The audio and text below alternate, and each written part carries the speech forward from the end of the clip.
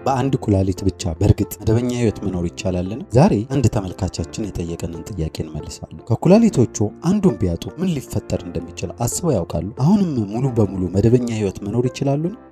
አዎ ይችላሉ። አንድ ኩላሊት ብቻ ይዘው ተወልደው ቢሆን እንዲሁም የኩላሊት ድክመት ላጋጠመው ቤተሰቦ አጋሮ አንዱን ቢለግሱ ወይም በበሽታ ምክንያት አንዱን ቢያጡ እንኳን በአንድ ጤናማ ኩላሊት ብቻ ረጅም ጤናማና ንቁ ህይወት መኖር ይቻላል።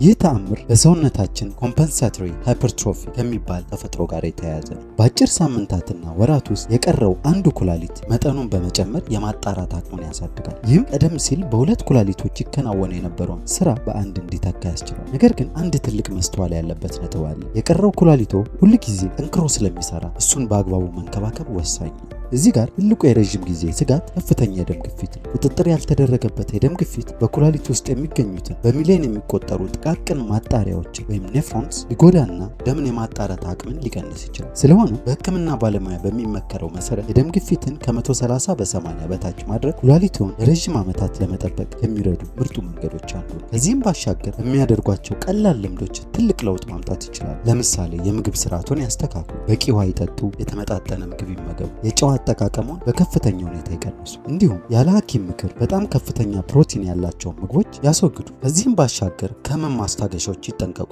እንደ አይቡፕሮፌን እና ዳይክሎፌናክ ያሉ የተለመዱ የህመም ማስታገሻዎች ያለ ሐኪም ፈቃድ በተደጋጋሚ እንዳይወስዱ። እነዚህ መድኃኒቶች ወደ ኩላሊት የሚሄደውን የደም ፍሰት በመቀነስ ከባድ ጉዳት ሊያደርሱ ይችላሉ። እንዲሁም የአኗኗር ዘይቤውን ያስተካክሉ፣ ሁልጊዜ ንቁ ይሁኑ፣ ጤናማ የሰውነት ክብደትን ይጠብቁ፣ እንቅስቃሴን ያድርጉ። እነኚህ ለደም ግፊትና ለስኳር ተጋላጭነትም ከመቀነስም ባሻገር ለኩላሊቶ ጤና አስፈላጊ ናቸው። ከዚህ በፊት በሰራናቸው ቪዲዮዎች እንደገለጽ ነው አንድ ልናውቀው የሚገባ እውነት አለ። አብዛኞቹ የኩላሊት ችግሮች የሚከሰቱት ምንም ምልክት ሳያሳዩ ነገር ግን መልካም ዜና አለ። ይህም በቀላል የደምና የሽንት ምርመራዎች እንዲሁም በየዓመቱ በሚደረግ ክትትል ምልክቶች ሳይታዩ በፊት አስቀድመው የሚመጡ ለውጦችን ማወቅ ይቻላል። የኩላሊትን ጤና ለመከታተል የሚያስፈልጉትን ምርመራዎች ለመለየት ከዚህ በፊት በዚህ ዙሪያ ላይ የሰራነውን ቪዲዮ ይመልከቱ። ያስተውሉ፣ በአንድ ኩላሊት መኖር ገደብ የለውም። ይህ ለጤናው የበለጠ ትኩረት እንዲሰጡ የሚያደርግ ምክንያት ነው። ይህ ትምህርታዊ መረጃ ተጠናቅሮ የቀረበለው በተግባር በጎ አድራጎት ድርጅት ነው። ይህንን ትምህርታዊ መረጃ ከወደዱት መልካም ነው ብሎ ካሰቡ ላይክ ያድርጉ፣ ለሌሎች ያጋሩ። ለበለጠ ቀላልና በሳይንስ የተደገፉ የጤና ምክሮች ሰብስክራይብ ያድርጉ፣ የደውል ምልክቱን ይጫኑ።